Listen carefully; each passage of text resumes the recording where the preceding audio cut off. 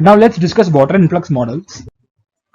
Coming to the definition of a aquifer, hydrocarbon production from the reservoir and the subsequent pressure drop prompt a response from the aquifer to offset the pressure decline. This response comes in the form of a water influx, or commonly called water encroachment, which is attributed to, there are 3 points: expansion of the water in the aquifer, compressibility of the aquifer rock, and third is artesian flow, where the water bearing formation outcrop is located structurally high than the pay zone. Okay, reservoir aquifer system are commonly classified into 4 parts, which is degree of pressure maintenance, flow regimes, outer boundary condition, and flow geometries. Okay, so we will look each of them in detail. Now coming to degree of pressure maintenance, so in this we can have 3, which is one is active water drive, second is partial water drive, and third is a limited water drive. Okay, the term active water drive refers to water encroachment mechanism in which the rate of water influx equal to the reservoir total production rate. Okay. Now active water drive reservoirs are typically characterized by gradual and slow reservoir pressure decline. If during any long period the production rate and the reservoir pressure remain reasonably constant, the reservoir wattage rate must be equal to the water influx rate. Okay, very important point over here. And again, the decrease or the pressure decline is very gradual and slow. Okay, now if I'm comparing a pressure decline, pressure versus time, okay, if I'm comparing the pressure decline with active water drive, see, this would be my active water drive, this would be my partial water drive, and this would be the limited water drive. As you can see from the graph, my active water drive will have a comparatively gradual and a slow pressure decline, and whereas my limited will have the maximum and partial will have comparatively lesser pressure decline than limited water drive. Okay, from the definition we know that my water influx rate will be equal to the flow rate, oil flow rate, plus the free gas flow rate plus the water production rate. Okay, now this can be written as EW, where my EW is my water influx rate, equal to Q0 B0 plus QG BG plus QW BW. Okay, so where EW means my water influx rate in my barrel per day, Q0 is my oil flow rate, B0 is my oil formation volume factor, QG is my free gas flow rate, BG is my gas formation volume factor, QW is my water flow rate, and BW is my water formation volume factor. Okay, now this particular influx rate can now be written as d dt of W, okay, equal to B0 into d dt of NP. Okay, where this d dt of NP means my daily oil flow rate in barrel per day. Okay, plus GOR minus RS into d dt of NP multiplied by BG, so that I can get the entire term over here is my free gas flow rate. Okay, now plus d dt of WP into BW, which will give my water production rate. Okay, now this dt of WP gives me my daily water flow rate, and dWe by dt will give me my daily water influx rate. All right, okay, now let's move further. Now coming to the outer boundary conditions, we have two system, one is infinite and second is a finite system. So an infinite system indicates that the effect of pressure changes at the oil or the aquifer boundary can never be felt at the outer boundary. This boundary is for all intents and purpose at a constant pressure equal to the initial reservoir pressure. That means you can see from this particular diagram, I am getting a huge amount of support from the aquifer. Okay, so I can see that a infinite support I am getting. As a result, my reservoir pressure will remain the same throughout the life of the reservoir.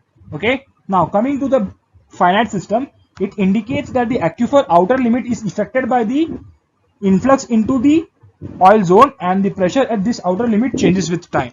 As you can see from this particular diagram, I have a finite support aquifer, and with time, as I am producing my field, my reservoir pressure will decline when I am having a finite support of aquifer. Alright, done.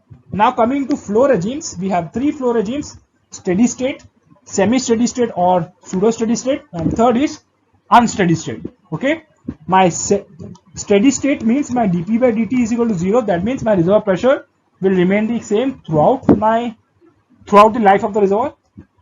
Pseudo steady state means my dP by dt is constant, Okay, that means at any time, at any point in the reservoir, my reservoir pressure will remain the same. Okay, and that means at T1 time, my reservoir pressure will be P1 throughout the reservoir, and at T2 time, my reservoir pressure will be P2 throughout the reservoir, and my change in pressure will remain constant throughout. Okay, the change in pressure with time. All right. Okay. Now coming to unsteady state. Unsteady state means my change in pressure with time is a function of distance as well as time. All right. So this is the case for my unsteady state. Now coming to the flow geometries, we can have three flow geometries. One is a edge water drive, second is a bottom water drive, and third is a linear water drive. Okay. Now as you can see from this particular figure, this is for the edge water drive system. This particular system is for a bottom water drive, and this particular system is for a linear water drive. Generally, this linear water drive will be discussed when we are having a water flooding concept. Okay, during this water flooding concept, we will consider a linear water drive system. Okay, again, this edge water drive and bottom water drive we have already discussed in our reservoir drive mechanism.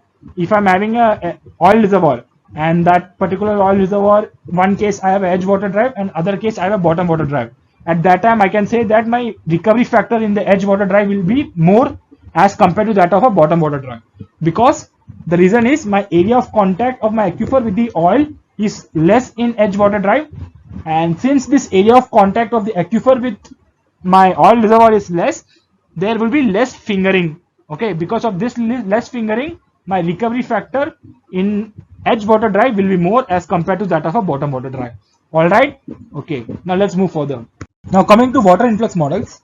Water influx models are mathematical models that simulate and predict aquifer performance.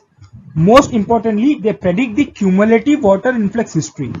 Okay, when successfully integrated with a reservoir simulator, the net result is a model that effectively simulates performance of a water drive reservoir.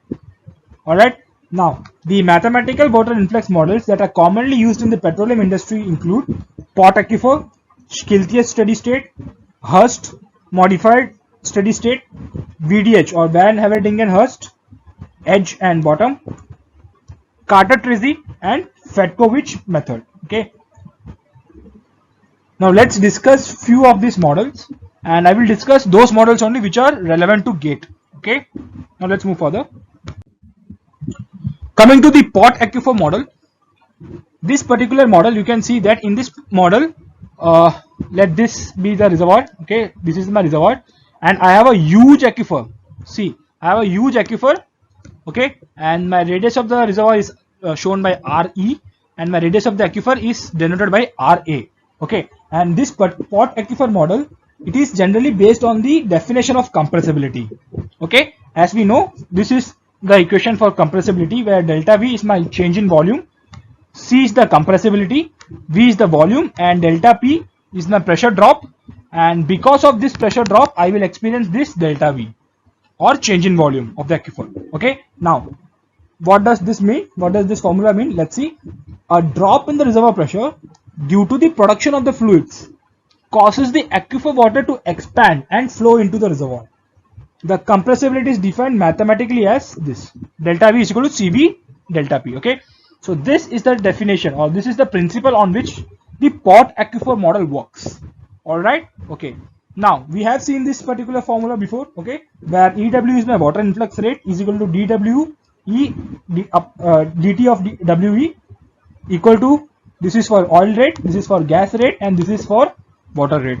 All right. Okay, now for pot aquifer, when I'm going for calculation of water influx, so my water influx would be, as I mentioned, the pot aquifer model is based on compressibility. Okay, so my water influx equal to aquifer compressibility into the initial volume of water into the pressure drop. Very simple. Okay, now water influx is equal to CW plus CF, which is my total compressibility, multiply by volume of water, initial volume of water, multiply by my delta P, where E is my cumulative water influx in barrels, CW is the aquifer water compressibility, CF is my aquifer rock compressibility, and WI is my initial volume of water in the aquifer. Okay, now this is the formula for finding out WI, where WI is the initial volume of water in the aquifer. So it will be equal to pi Ra square minus Re square into H5 upon 5.615. Okay, and this Wi is in barrels, where my Ra is my radius of the aquifer in feet, Re is my radius of a reservoir in feet, H is the thickness of the aquifer in feet, and phi is my porosity of the aquifer. Alright. Now in this particular formula, I have introduced this term F, okay, where F is the fractional encroachment angle, okay, and it is denoted by F is equal to encroachment angle divided by 360, that is theta by 360. Alright, let's say I have this kind of a reservoir. Let's say this kind of a reservoir, okay, these are the seal, this is the reservoir, and this is my aquifer, okay. For in this case, my theta would be this, okay, so my F value will be theta by 360. Now coming to Schiltihius steady state model, for an aquifer that is flowing under the steady state flow regime, the flow behavior could be described by Darcy's equation. The rate of water influx EW can be determined by applying Darcy's equation. Okay, so what he did is that he used Darcy's equation or the concept of Darcy to find out what would be the rate of water influx. Okay, so my ddt of WE equal to EW is equal to 0.00708 into KH upon mu W into ln Ra by Re into delta P. This is similar to my Darcy law. Okay. Now, this above relationship can be written as, I have just converted this entire thing into C, okay, as constant, some constant. Okay. Now, this C or the parameter C is called the water influx constant and is expressed in barrel per day per psi. Okay. Now, from this formula, EW is my rate of influx, water influx, K is the permeability of the aquifer, H is the thickness of the aquifer, Ra is the radius of the aquifer in feet, Re is my radius of reservoir, and T is my time. Alright, okay. Now, over here, what I did is that I integrated both the sides. Okay, on integration, I got my cumulative water influx as C into integral of 0 to T of delta P versus dt. Putting it in the summation term, then W is equal to C summation of delta P into delta T. Okay, I have a numerical based on this. So once I solve that particular numerical, you will understand this particular concept even better. Alright, so let's move further as of now. Now coming to the Hurst model, Hurst modified steady state model. Okay, so one of the problems associated with the Schiltihius steady state model is that as the water is drained from the aquifer drainage radius Ra will increase as the time increases. So Hurst in 1943 proposed that the apparent aquifer radius Ra would increase with time, and therefore the dimensional radius Ra by Re may be replaced with time dependent function. Okay, what he did is that he replaced this Ra by Re as a time dependent function At. Okay, so Ra by Re is equal to At. He converted this into a time dependent function. So again, this is similar to what Schiltihius has given. Okay, instead of Ra by Re, I put this At term. Okay, again this entire term can be considered as a water influx constant as C. Once I have this, what I did is that I integrated both the sides to get my cumulative water influx. So this is the final term. This particular term can be expressed in the form of summation. So this would be the expression. Okay. Now, if I am rearranging this particular equation, so I will be getting this delta P upon EW is equal to 1 upon C in ln D, and if I am plotting my Pi delta P upon EW versus ln D, I will get a slope with 1 upon C, where C is my water influx constant, and my intercept will be 1 upon C ln A. This is all about my Hurst modified steady state model. Alright, now let's move further. Now, this is a very important model, and this particular model is given by Van Everdingen Hurst unsteady state model, or it is also termed in short as VDH model. VDH unsteady state model. Okay, Van Everdingen Hurst. Now, the radial model assumes that the reservoir is a right cylinder and that aquifer surrounds the reservoir. Flow between the aquifer and the reservoir is strictly radial. Okay, he has given this particular concept for a cylindrical model. Okay, for a cylindrical reservoir as well as a cylindrical aquifer. Alright, and also he has considered a radial flow, strictly radial flow he has considered. Okay, now VDH or Van Everdingen Hurst proposed solutions to the dimensionless diffusivity equation for the following two reservoir boundary conditions, for a constant terminal rate and for a constant terminal pressure. So this is my diffusivity equation. So this is my diffusivity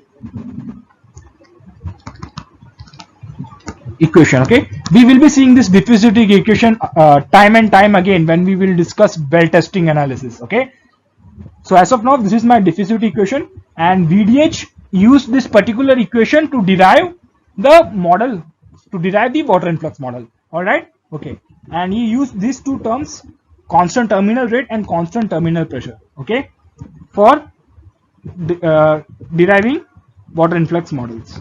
Now, for a constant terminal rate boundary condition, the rate of water influx is assumed constant for a given period, and the pressure drop at the reservoir aquifer boundary is calculated. Whereas for the constant terminal pressure boundary condition, a boundary pressure drop is assumed constant over some finite time period, and the water influx rate is determined. Okay, a very simple concept. Now, let's look at this particular figure. So this is the cross section of my model, where this will be my reservoir part, this will be my reservoir part, and this is my aquifer part, and my top view of this cross section will be something like this. Okay, you can see a definite radial flow is there. Okay, from aquifer radial flow will be there, and from reservoir also towards well there will be radial flow. All right, okay, now let's move further.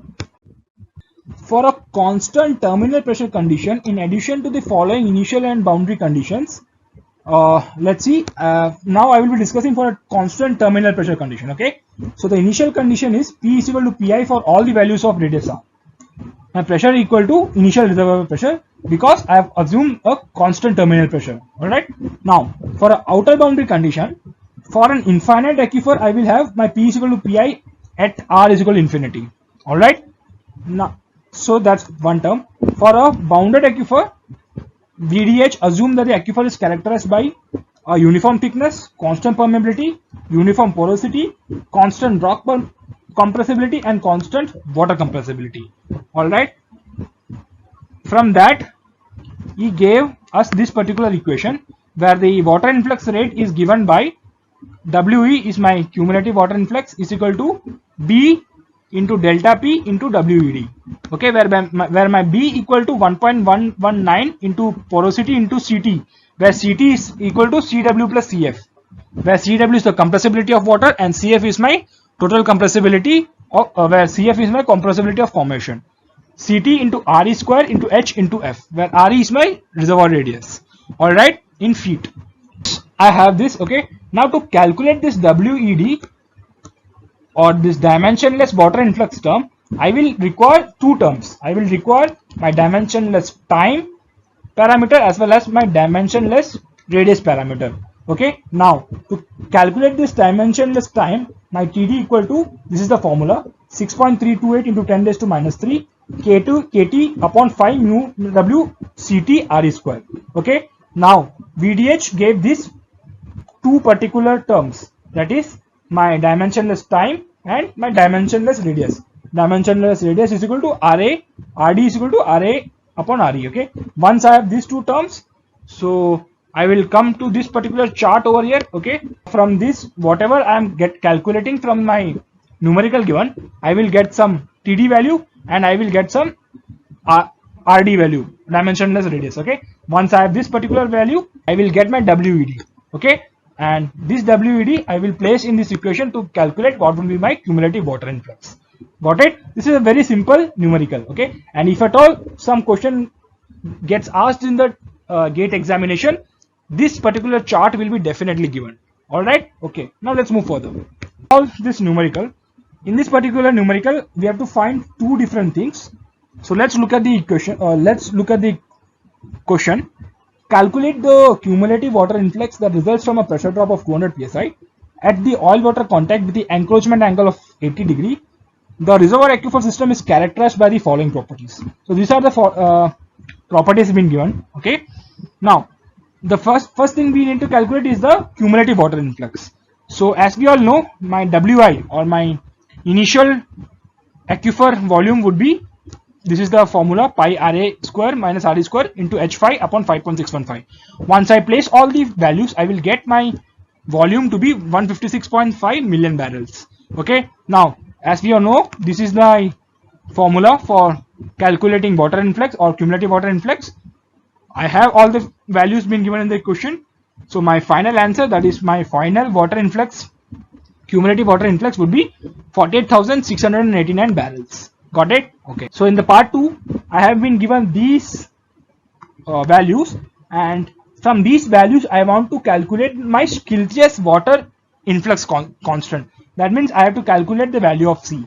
Okay. The solution of part 2. Now you can see that EW, where this is my water influx rate, and this particular term will be my oil rate, this would be my gas rate, and this would be my water production rate. All right. So in this particular equation, I placed all the values and I got my water influx rate to be 50,048 barrel per day. Okay. Now we know from Schiltihius steady state equation, I got my EW as C into delta P. C is my these values. Okay, now once I have got all these values, I now just have to place the values given in the question. So my final answer, that is my value of C, would be 100 barrel per day per psi. Alright, this is a very simple numerical. See the method how to calculate my cumulative water influx calculations. Okay, from the Schiltihius model, I got this formula. From that, I after integrating both the sides, that is at time 0 my water influx is 0, and at time t my water influx is WE. Okay, now by integrating on both the sides, I got this as my formula, okay, to calculate my cumulative water influx. Now this same formula can be written in the form of summation, which is C into summation from 0 to t of delta P into delta T.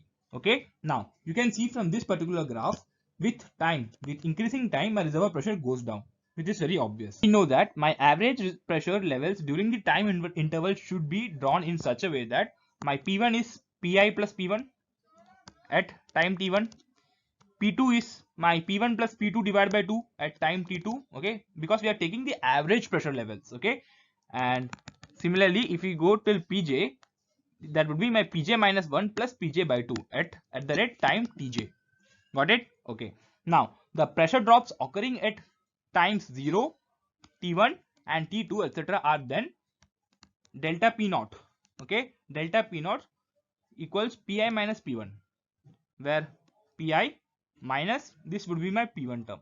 Okay, this I took this P1 from this. Okay, this particular thing I obtained at time 1 at time t equal to T1. Okay, now for delta P equal to P1 minus P2, okay, P1 I will obtain from this particular thing. This is my P1, where Pi plus P1 upon 2 minus P2. Let's take the P2 over here. This is my P2. Okay, now if I'm doing this, my final would be Pi minus P2 divided by 2, and this particular thing I have obtained at time t equal to T2. Okay, now similarly for P2 I can get, and similarly for time equal to Tj, my delta Pj would be equal to Pj minus Pj plus 1. Okay, so I will now, on getting the average, now on placing the average values, my final answer would be Pj minus 1 minus Pj plus 1 divided by 2. Okay, this particular pressure drop I am getting at time t equal to Tj. Okay, now using this particular concept, let's solve a numerical. Okay, see over here you can see that my pressure history of a water drive all reservoir is given. Okay, time is given, and the corresponding reservoir pressures are given. The aquifer is under a steady state flowing condition with an estimated water influx constant at 130 barrel per day per psi. Okay, this is my water influx constant. Calculate the cumulative water influx after 100, 200, 300, 400 days using the steady state model. Okay, you have to use here my Schiltihius steady state model. Okay, now from the given data, I can obtain, this will be my delta P. Alright, where delta P is my Pi minus P. Okay, so for time 0 it would be 0, 100 it would be, after Pi minus P I will get 50, for 200 90, for 300 120, and with 400 160. Okay, that means with time my delta P will increase, which is very obvious. Okay, all right. Now this is my equation, as we all know. Okay, now again we have seen in my previous slide. Okay, if I want to account for this integration of delta P into dt, my area 1, area 2, area 3, area 4 and area 5 would be this. Okay, we have seen this in the previous slide and how we derive this particular thing. Okay, now let's apply it in this numerical. For step 1, after 100 days, if we want to calculate that, my cumulative water influx would be 130, which is given in the question as C into 3500 minus 3450 divided by 2. Okay, into 100, which is my time. So my answer would be 3,25,000 barrel. Now 200 days, if you are told to calculate the cumulative water index, cumulative water, so my WE would be equal to this. Okay, again the concept remains the same as we have discussed in the earlier slide. So my answer would be 12,35,000. Now in step 3, after 300 days, if you're supposed to calculate my cumulative water influx, my answer would be around 26 lakhs barrels. And in step 4, after 400 days, if you're told to calculate the cumulative water influx, my total water cumulative would be 44,20,000 barrels. Okay, so this is how you solve this particular question. Okay, all you need to know is how to convert my integration into the summation term. Okay, and once you know that particular concept, the solution of this particular numerical becomes very easy. Okay, so that's all for today. Thank you and Jai Hind.